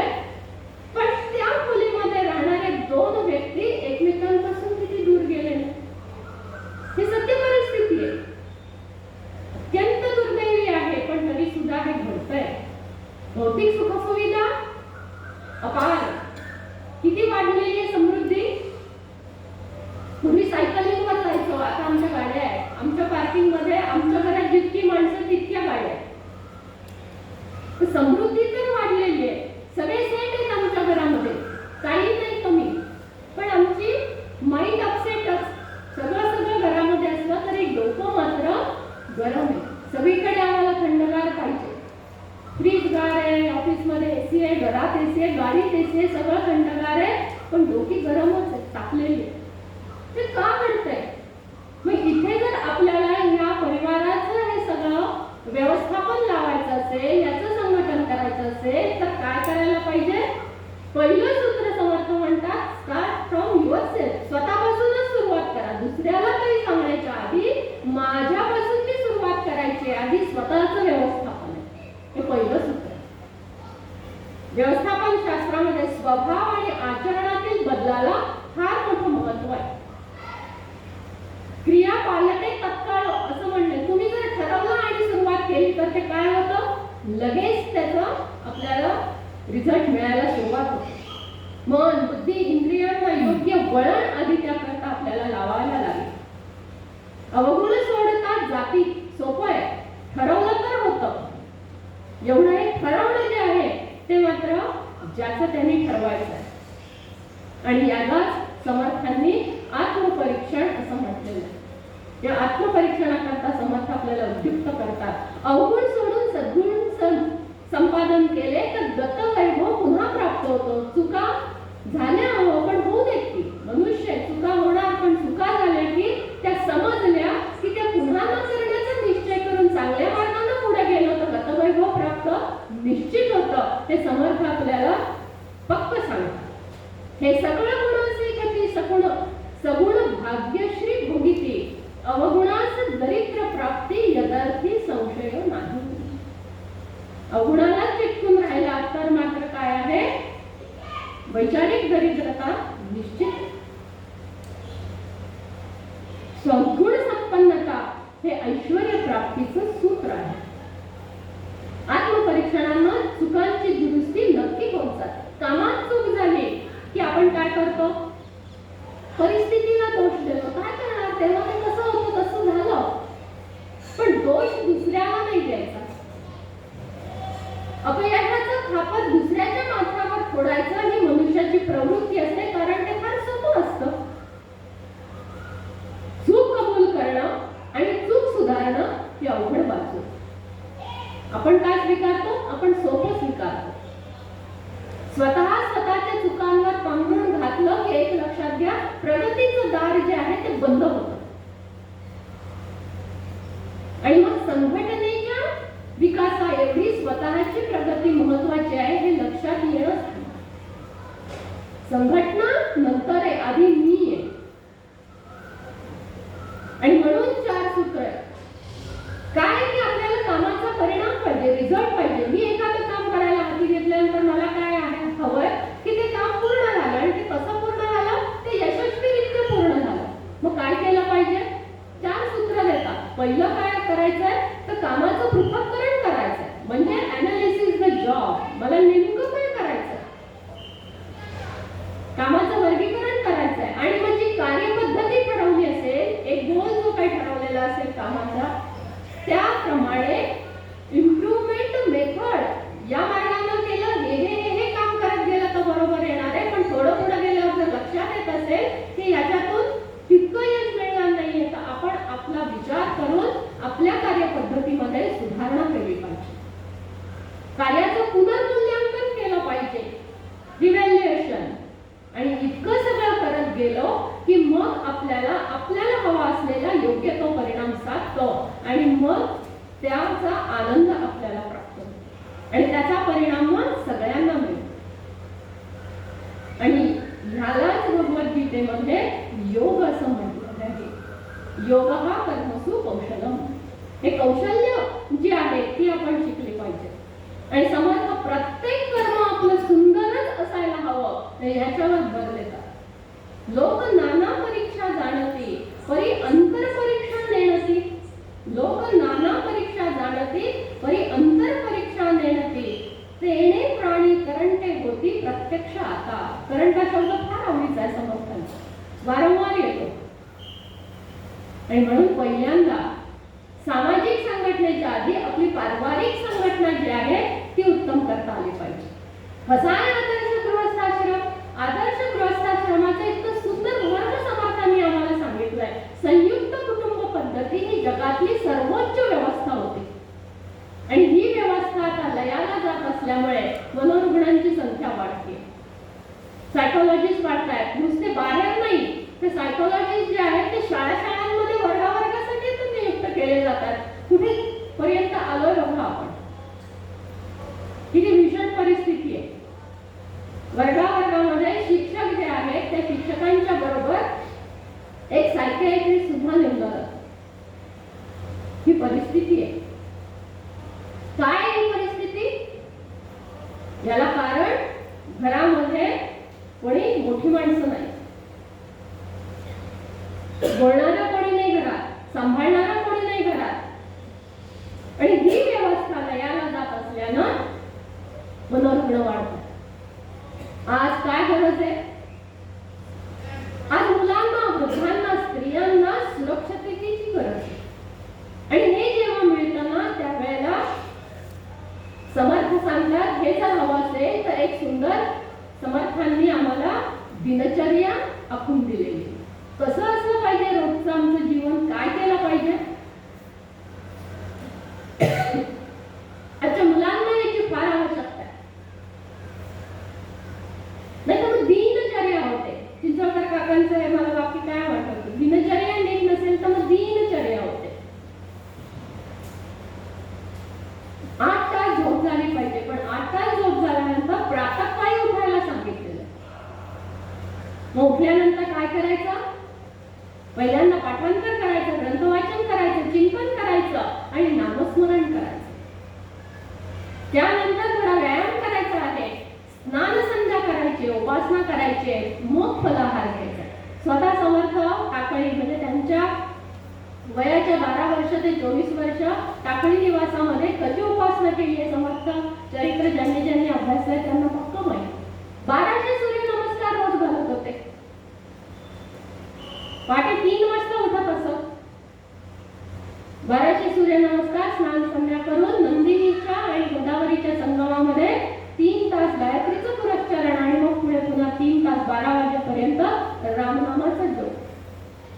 उपासना केली आहे, व्यायाम केलाय, घडवलाय, स्वतःला मनाला घडवलंय, शरीराला घडवलंय, बुद्धीला वळण दिलंय, अभ्यास केला. त्यानंतर काळाराम मंदिरामध्ये जाऊन येणाऱ्या कीर्तनकार प्रवचनकारांच्याकडनं अभ्यास ग्रंथ घेऊन अभ्यास केलेला. समर्थ सांगतात त्यानंतर आपली नोकरी व्यवसाय जे असेल त्याकरता आपल्याला जायचंय आणि तो व्यवसाय असेल, नोकरी असेल, जे काय असेल ते अत्यंत प्रामाणिकपणानं करायचं, सावधानतेनं करायचंय. आणि सगळ्यात महत्वाची गोष्ट सांगतात, आज किती आवश्यकता आहे त्याची, की रोज रात्री सर्वांनी एकत्र भोजन घ्यायचं. दिवसभर आपापल्या मार्गाने व्यस्त असलेली मंडळी परिवारातली एकत्रित भेटतच नाही आणि म्हणून या एकमेकांचं काय चाललंय एकमेकांना पत्ता नाही. सायंकाळी घरामध्ये थोडी तरी सामुदायिक उपासना द्यायला पाहिजे. व्यवसायाव्यतिरिक्त लोकोपयोगी काही कामं आपण केली पाहिजेत. मुलांना तसं करायला शिकवलं पाहिजे. म्हणूनच केंद्रामध्ये तरुणांच्यासाठी संस्कार वर्ग घेतले आहेत. आणि ज्याला कदाचित घरामध्ये संकटकालीन आपत्ती काही आली तर भगवंताची इच्छा म्हणून परिवारातल्या सर्वांनी एकत्रित येऊन त्याला लढा दिला पाहिजे. त्याला तोंड दिलं पाहिजे. कच खायची नाहीये, घाबरून जायचं नाहीये. आणि का माझ्यावरती असं आलं म्हणून देवाची भांडायचं पण नाही. थोडक्यात आपल्या गृहस्थाश्रमामध्ये काय असलं पाहिजे, कोणत्या गृहस्थाश्रमाला आपण आदर्श म्हणायचं, त्यासाठी काही गोष्टी इतक्या सुंदर सांगितल्या. सार रूपानं सांगते, आपल्या घरातले जे शिशु आहेत म्हणजे लहान बालक आहेत त्यांना स्नेह प्रेम मिळालं पाहिजे. सगळ्यांचं आपल्या घरामध्ये असलेले बालक जे आहेत, शिशूंच्या पेक्षा मोठे बालकांना संस्कार मिळाले पाहिजे. आणि किशोरावस्थेत असलेल्या तरुणांना संरक्षण मिळालं पाहिजे. आणि जे युवक आहेत या युवकांना सुयोग्य स्वातंत्र्य मिळालं पाहिजे. आणि घरामधल्या प्रौढांना सन्मान मिळाला पाहिजे. आणि घरामध्ये जे वृद्ध आहेत त्यांना सेवा मिळाली पाहिजे. हे सगळं ज्या परिवारात मिळतं ना त्या परिवाराला आदर्श गृहस्थाश्रम असं म्हणता येईल. आणि या आदर्श गृहस्थाश्रमाचं वर्णन समर्थांनी काय सुंदर केलं. समर्थ म्हणतात, मनासारखी सुंदरा ते अनन्या, मनासारखी सुंदरा ते अनन्या, मनासारखे पुत्र जामात कन्या, मनासारखे पुत्र जामात कन्या, सदा सर्वदा बोलती रम्य वाचा, सदा सर्वदा बोलती रम्य वाचा, जनी जाणीचे योग हा सुकृताचा. असं ज्या घरामध्ये, आता ह्याचं पोट करून सांगायची आवश्यकता नाही, इतकं सोपं आहे. समर्थांची भाषा फार सुंदर धडीवाळ आहे. पुढं म्हणतात, भली माय बापे भले मित्र बंधू, भली माय बापे भले मित्र बंधू, सखे सोयरे राखती स्नेहवाद. मित्र परिवार असला पाहिजे, स्नेह संबंध उत्तम असले पाहिजे. आई वडिलांच्या प्रति अत्यंत प्रेम करुणा मनामध्ये असली पाहिजे. सुना लेकुरे एक मेळा सुखाचा, जगी जाणीचे योग हा सुकृताचा. हा आदर्श गृहस्थाश्रम.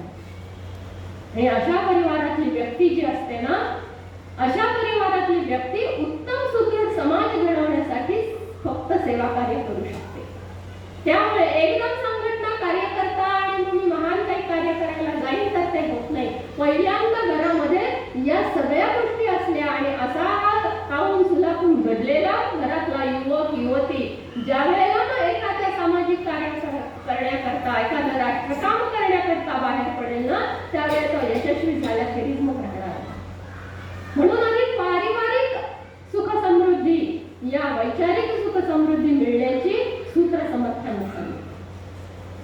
आणि मग असं कार्य करायचं ज्याला असेल ना, तर त्यावेळेला काय करायचंय, संघटनेमध्ये काम करायला आल्यानंतर सगळ्यात पहिली गोष्ट आहे की लोकांचं मन सांभाळणं, राजी राखणं. हे महान कमालीचं अवघड काम आहे.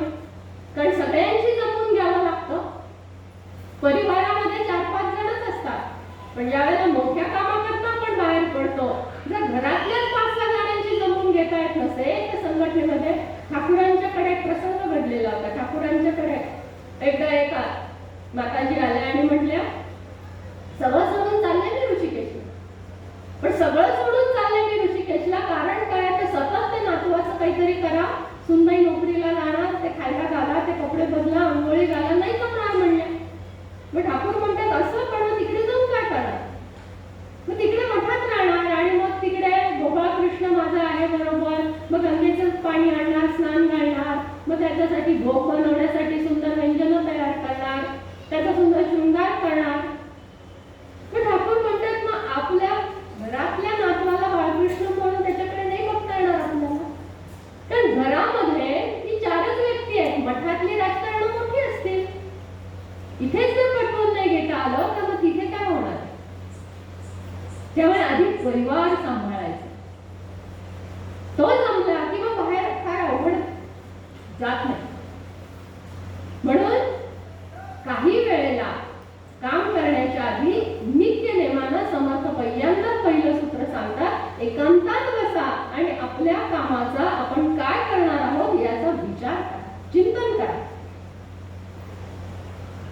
एकांतात काही चिंतन करायचं, जयास एकांत मानला अवघ्या आधी कळे तयाला.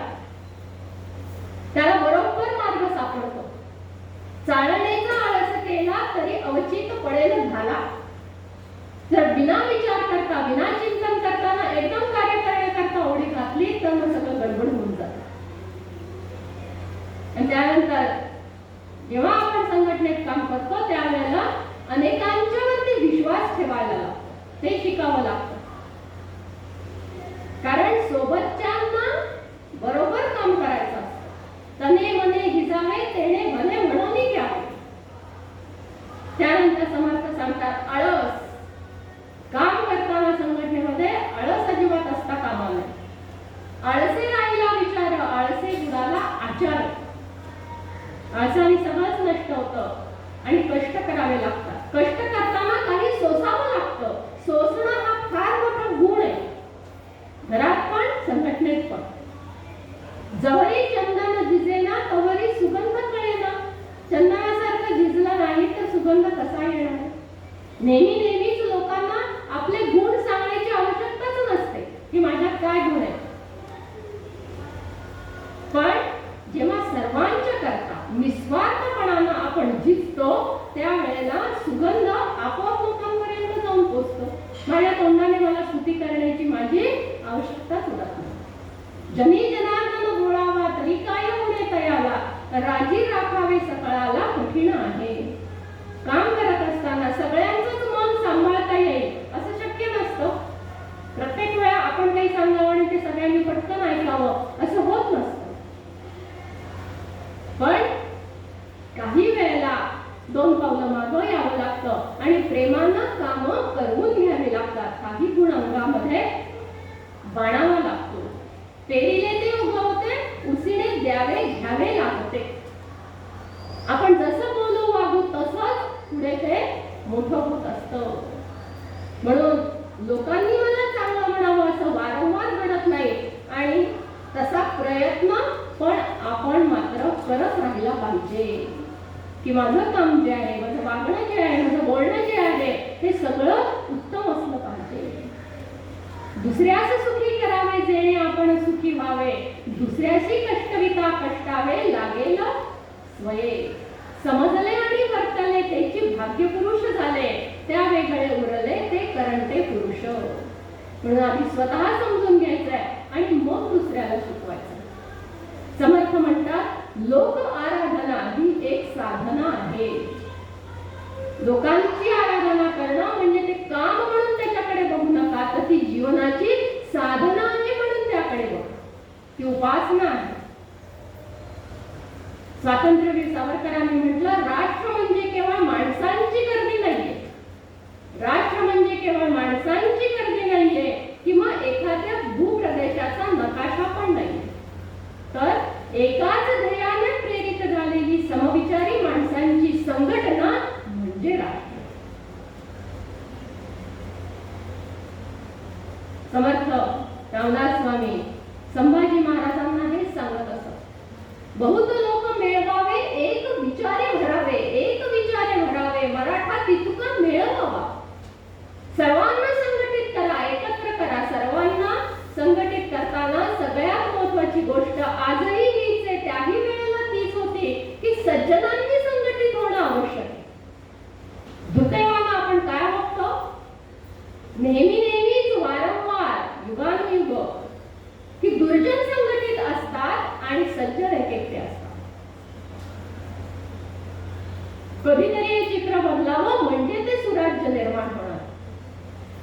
दुर्जन प्राणी ओळखावे परी ते प्रकट न करावे. समर्थ काय सूत्र सांगतात, दुर्जन प्राणी ओळखावे परी ते प्रकट न करावे. आपल्याला ओळखू आले तरी संघटनेचं कार्य करताना आपण त्यांना पटकन ते जाणवून द्यायचं नाहीये, तर काय करायचंय, सज्जना. दुसरी गोष्ट आहे सज्जना परीच आळवावे महत्व देऊ नये. जसे दुर्जन आहेत तर लगेच प्रकट त्यांना भांडून काढून टाकायचं नाहीये. त्याचबरोबर सज्जनांना ओळखायचे आणि त्यांच्याशी जवळकी करून त्यांची सज्जन वृत्ती वाढवायची आहे आणि जो दुर्जन आहे त्याला समजावून घेऊन त्याला एक संधी द्यायची. चोर भांडारी करावा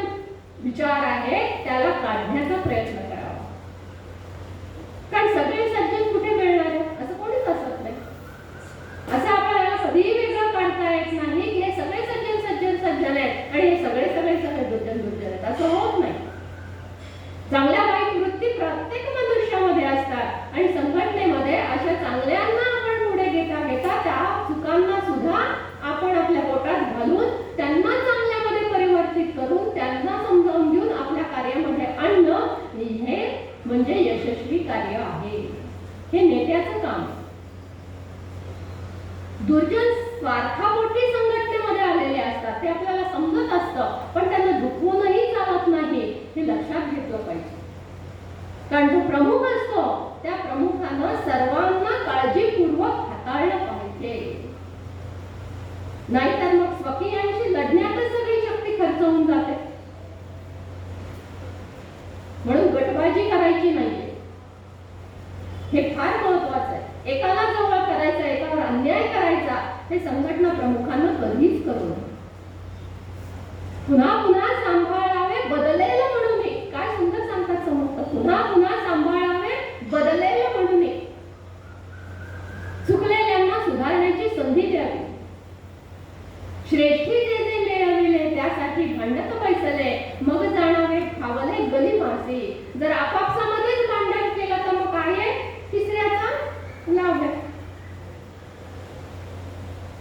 ऐसे सहसा करू नये, दोघे भांडता तिसऱ्याशी जये. धीर धरुनी महत्कार्य राजकारण सांभाळावे.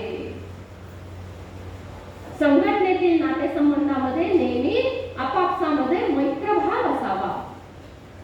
सर्वांच्या सुखदुःखाचा विचार करावा. अफाट लोकसंग्रह करणारा गृहस्थाश्रमी असेल किंवा प्रचार करणारा कार्यकर्ता असेल किंवा प्रमुख असेल, कोणीही असू दे, समर्थांनी त्याला संघटनेचा आत्मा म्हटलेला आहे, जो सगळ्यांच्या सुखदुःखाचा विचार करतो. तो एकाला जवळ एकावर अन्याय हे संघटनेमध्ये कधी होऊ नये. एक एक माणूस जोडताना काय करायचं तर याचा अभ्यास करावा लागतो. सोयरा धैर्याची मुले कशी गोळा केलेली मुलं आपल्या महंतांना समर्थांनी कसं सांगितलेलं आहे. समर्थ म्हणतात, घराघरातून भिक्षा वाटून जात असताना लक्ष द्या, लोकांची मैत्री करा, त्यांची दुःख आधी समजून घ्या. ज्याचं दुःख ऐकलं ना, आपलं दुःख कोणीतरी ऐकलं म्हणलं की आपल्याला तो जवळचा वाटतं. त्याचं दुःख मग हलकं करा आणि मग त्याला आपल्यामध्ये घ्या. किती सुंदर सांगतात समर्थ, सोयऱ्या धैर्याची मुले तीक्ष्ण बुद्धीची सखोले, तयासी बोलणे मृदू बोले. मृदू बोले, त्याचं दुःख समजून घ्या, त्याच्याशी गोड बोला. दुःख सांगता दुःख जाते, त्याचे दुःख कमी होते. मग ते सवेची धरती मैत्र भाव, त्याला मग आपल्याबद्दल सख्य भाव जागृत होतं आणि मग आपल्या कामाकरता, आपल्या संघटनेकरता आपण त्याला आपल्यात सामावून घ्यायचं. समोरच्याच्या मनामध्ये काय आहे आपल्याला ओळखता आलं पाहिजे. अति सर्वत्र वर्गावे, प्रसंग पाहूनी चालावे, हटनिग्रही न पडावे, विवेकी पुरुषे. भ्रष्टाचाराला थारा तर अजिबात येऊ नये. एक एक सूत्र अत्यंत सुंदर आहे. स्वामी विवेकानंद म्हणतात, I want man making religion. माणसं घडवली पाहिजे. समर्थ आणि छत्रपती शिवाजी महाराज कुशल संघटक होते. एक गोष्ट लक्षात घ्या, भ्रष्टाचारानं माणूस श्रीमंत होतो, माणसं श्रीमंत होत जाते, पण राष्ट्र दरिद्री होत जाते. आणि म्हणून समर्थ सावधान करतात, चोरटे होरटे तुंदे नासके लाच इच्छिती. चोरटे होरटे हा शब्दार्थ असतो. चोरटे होरटे तुंदे नासके लाच इच्छिती, लौंडीचे गुरी घालावे मारावे राजकारणे. त्यामुळे भ्रष्टाचार खपवून घेऊ नये, आपण साथ देऊ नये. उत्तम संघटनेकरता शक्तीची सुद्धा उपासना करता आली पाहिजे. आणि त्याकरता आपला सहभाग, सहयोगिता हवी. सहयोगिता फार महत्वाचा शब्द आहे. जग दुबळ्यांच्यासाठी नाहीये, लक्षात. कारण हत्ती वाघ सिंहाची कोणी शिकार करत नाही किंवा त्यांचा बळी देत नाही. शिकार नाही, बळी म्हणायचं. बळी कोणाचा देतात? बकरीचा, बोकडाचा. म्हणजे सामर्थ्य संपन्न आहे. हत्ती वाघ सिंह यांचा बळी दिला जात नाही. म्हणून शक्तीने पावती सुखे, शक्ती नसता विटंबना. शक्तीने पावती सुखे, शक्ती नसता विटंबना. शक्तीने नेटका प्राणी वैभव भोगता दिसे. कोण पुसे अशक्ताला, शक्ती आनंद भोगवी. अशक्ताला कोणी विचारत नाही, शक्ती आनंद भोगवी. आपण सर्वांनी की मानवी जीवन हे अमूल्य जीवन. पहिलाच समाज नरदेह स्तवनाचा आहे. मानवी जीवन हे अमूल्य आहे. परिस्थिती देश काल कोणताही असो, जीवनमूल्य तीच असतात. अमूल्य अशी मानवी जीवनामधली जीवनाला सर्वार्थानं फुलवण्याकरता आपल्याला भगवंतांनी परंपरेनं आणि सर्वांनी दिलेला मंत्र म्हणजे सहभाग आहे. सहभाग कोणाशी असला पाहिजे? सहभाग परिवारातल्या लोकांशी असला पाहिजे. सहभाग नातेवाईकांशी असला पाहिजे. सहभाग आपल्या घरातल्या आपल्या व्यवसायाच्या ठिकाणी असलेल्या सेवकांशी असला पाहिजे. व्यवसाय संबंधाने असलेल्या नातेसंबंधांशी सहभाग असला पाहिजे. समाजाशी सहभाग असला पाहिजे. सृष्टीशी सहभाग असला पाहिजे आणि संपूर्ण देशाशी सहभाग असला पाहिजे. आणि सहभाग भगवंताशी सुद्धा असला पाहिजे. मनुष्याच्या सहभागाचे वेगवेगळे टप्पे असतात आणि त्या सर्वांना अनुसरून ही सहभागिता जी आहे ना, ही सहभागिता जर आपण साधली तर जीवन फुलत जातं. आणि याकरता समर्थांच्या या संघटनाच्या सूत्रांचा अंशतः भाग आपण पाहिला. अफाट सांगितलंय समर्थांनी, पण आपण एका तासाभरामध्ये किती आपण त्यांची सूत्र बघणार. पण मुख्य आहे परिवार. परिवार सशक्त असला की मग आपोआप आपल्या कार्यपद्धतीनं आपण ज्या संघटना उभ्या करतो त्या सुद्धा सशक्त होतात. आणि त्यामुळे मनुष्य जीवन सुंदर, स्वच्छ, आनंदमय असावं ही समर्थांची जी धडपड आहे, ही तळमळ जी आहे, ही आपल्याला हेच सांगते की आपण सहभागी असलं पाहिजे. एकमेकांशी जुळवून घेतलं पाहिजे. आणि परिवाराचं असो किंवा समाजाचं असो, हे संघटन जे आहे हे फार महत्वाचं. समर्थांना अभिप्रेत काय होतं? समर्थांना आता या सगळ्या सूत्रांचा जर आपण सार काढलं तर समर्थांना एकच अभिप्रेत आहे. कशाला हे सगळं मांडलं समर्थांनी? एकच हवं आहे त्यांना. सगळ्याचं मर्म, सगळ्याचं सार म्हणजे समर्थांना हवंय रामराज्य हवंय. त्याही वेळा रामराज्य हवंय. आजही आपल्याला काय हवंय? रामराज्यच हवंय. पण रामराज्य म्हणजे काय? रामराज्य म्हणजे अयोध्येला नुसतं राम मंदिर उभं राहिलं म्हणजे रामराज्य होत नाही. तो एक भाग आहे. रामराज्य काय? आमच्या राज्यामध्ये, आमच्या राष्ट्रामध्ये अतिवृष्टी नको, आमच्या राष्ट्रामध्ये दुष्काळ नको. आमची प्रजा सुखी असली पाहिजे, आमची प्रजा समाधानी असली पाहिजे. आमच्या या राष्ट्रामध्ये कोणीही कधी दुःखी असता कामा नये, कोणाला कशाचीच चिंता असता कामा नये. सगळीकडे आरोग्य नांदावं. गेले 2 वर्ष आपण बघतोय काय हाहाकार झाला. आमच्या राष्ट्रामध्ये म्हणजे आमच्या रामराज्यामध्ये आरोग्य असलं पाहिजे. आमच्या रामराज्यामध्ये परस्परांच्या बद्दल मैत्रभाव असला पाहिजे. परस्परांवरती प्रेम असलं पाहिजे. दैन्य, दारिद्र्य अजिबात असू नये. सरोवरे पाण्याने भरलेली असली पाहिजे. नद्या भरभरून वाहत असल्या पाहिजे. त्या स्वच्छ असल्या पाहिजे. शेती पिकांनी भरलेली असली पाहिजे. आणि 2 राष्ट्रांमध्ये कधीही युद्ध नसलं पाहिजे. मठ, मंदिरं, तीर्थक्षेत्र ही स्वयंपूर्ण असली पाहिजे. स्वतंत्र धार्मिकतेचं वातावरण असलं पाहिजे. येथून वाढविला धर्म रमा धर्म समाधमे, संतोष मांडिला मोठा आनंद वनभुवन. हे आनंद वनभुवन जे समर्थांचं स्वप्न आहे ना, आजही तेच. तेव्हा परिस्थिती कशी होती, आणखी पूर्वी त्याची परिस्थिती होती, आज कशी परिस्थिती होती, तर तेच. म्हणून काय करायचंय? रामराज्याची संकल्पना घेऊन समर्थांनी आपल्याला हा सगळा उपदेश केलेला आहे. आणि त्यांचं आराध्य श्रीरामांना आपल्या समोर उभं केलेलं आहे. राम कळले तर समर्थ कळतील, समर्थ कळले तर त्यांनी सांगितलेले सूत्र कळतील, आणि ही सूत्र कळली तर जीवन सार्थक होते. म्हणून रामांच्या पासून सुरुवात करा. राम भूत्वा रामं भजेत, राम होऊन रामांची पूजा करा. मंदिरात जाऊन राममूर्तीची पूजा करणं हा एक कर्मकांडाचा भाग आहे. पण रामांनी जीवनामध्ये स्वतः कसं आचरण केलं ते रामांनी आपल्या जीवनामध्ये आठवा थोडस रामायण की ते बंधू म्हणून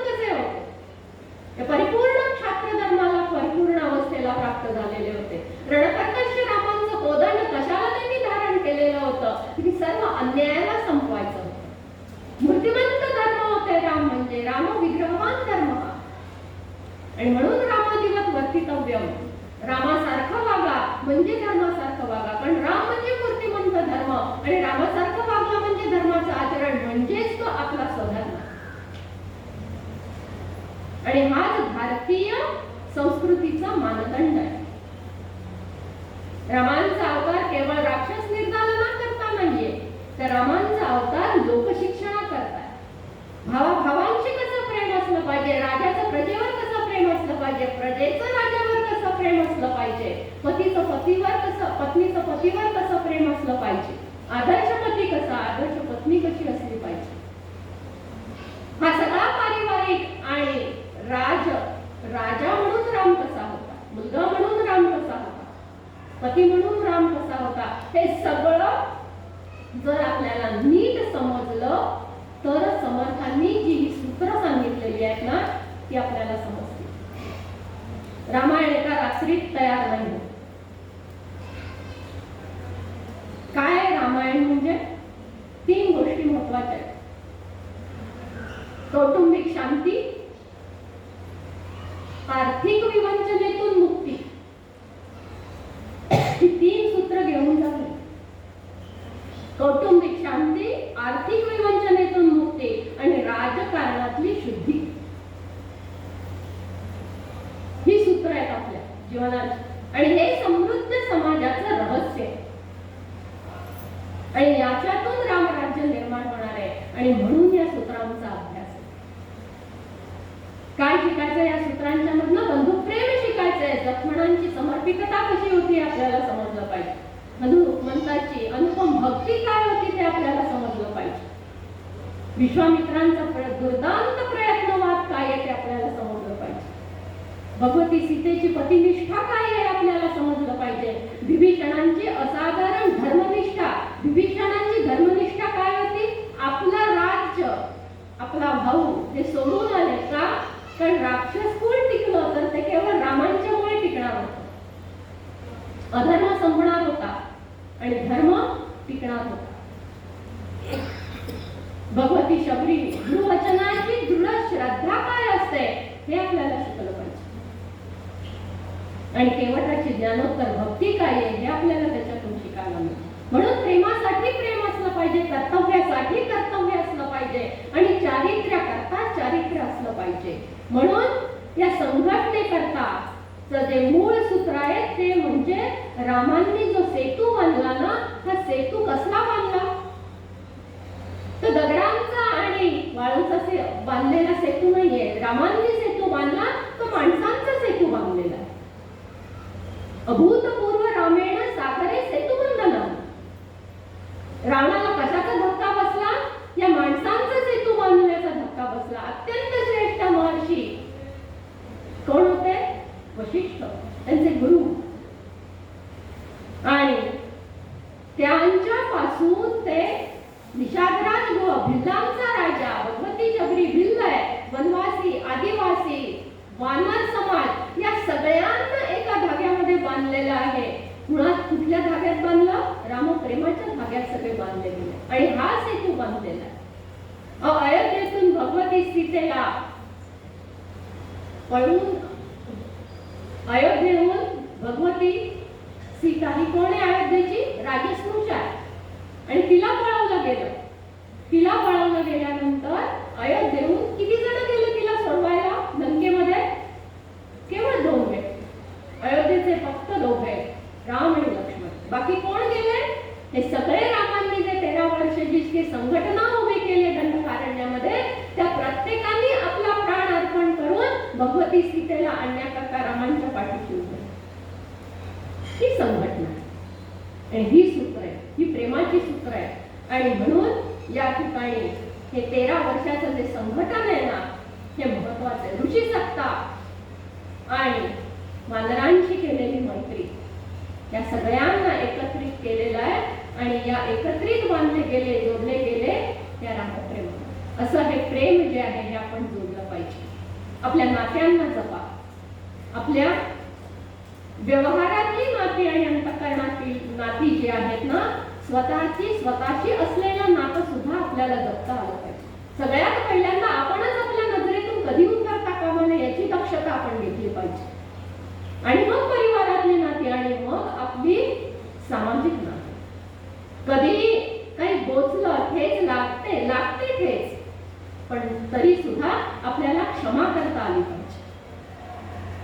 छोटंसंही कोणी आपल्यासाठी काही केलेलं असेल ना तर त्याचं ऋण आपण मानलं पाहिजे.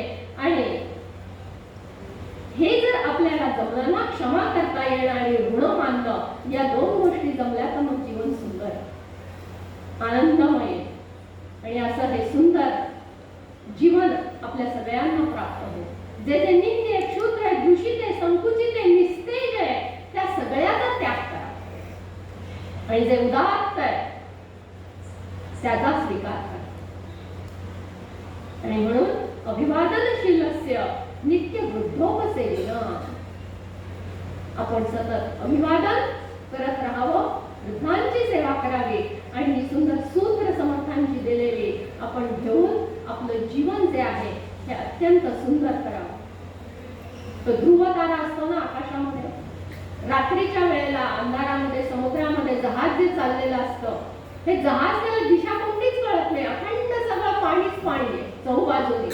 मग तो त्याची दिशा कुठल्या दिशेला त्याला जायचं आहे ठरवायचं तर तो आकाशमंडलामध्ये बघतो की ध्रुव तारा कुठे आहे, कारण ध्रुव ताऱ्याची दिशा निश्चित आहे आणि त्या ध्रुव ताऱ्याला बघून तो आपली दिशा ठरवतो. तसं आपण या समर्थांच्या सूत्रांच्याकडे, या रामांनी आपल्याला दिलेल्या त्यांच्या आचरणातून शिकवलेल्या या गोष्टींच्याकडे त्याला आदर्श म्हणून बघत आपल्या जीवनाचं दिग्दर्शन आपण त्यांच्याकडून घेतलं ना तर आपलं यशस्वी जीवन जे आहे ते आपल्याला प्राप्त होऊ शकतं.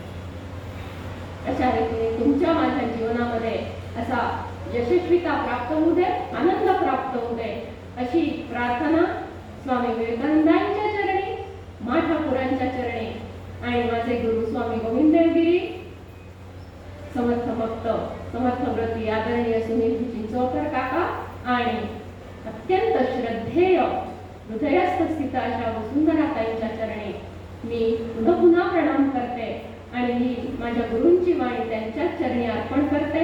आपल्या सर्वांच्या हृदयस्थित असलेल्या परमात्म्याला प्रणाम करते. जय जय रघुवीर समर्थ.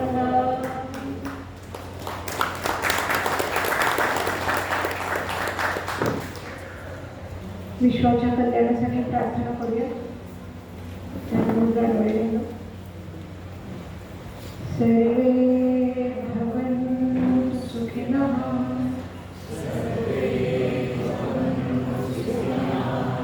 सर्वे सन्तु निरामयाः, सर्वे भद्राणि पश्यन्तु,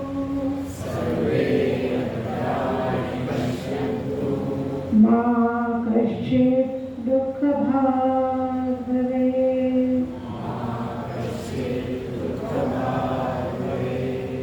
ॐ शान्ति शान्ति शान्तिः.